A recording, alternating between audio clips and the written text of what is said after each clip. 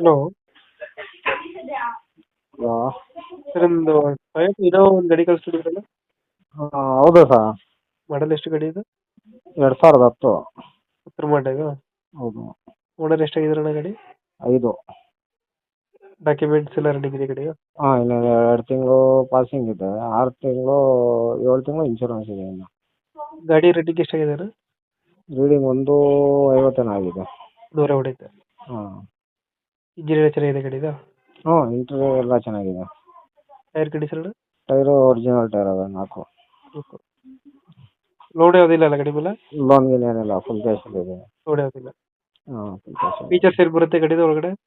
ಒಳಗಡೆ features AC ಬರುತ್ತೆ, air bag ಬರುತ್ತೆ 2. ಹಾಂ. ಇದು ಅದು ಮಾಮೂಲಿ ಒಂದು ಸ್ಕ್ರೀನ್ ಕೂರಿಸಿದ್ದೀವಿ. ಎಕ್ಸ್ಟ್ರಾ ಫಿಟ್ಟಿಂಗ್ ಅದು?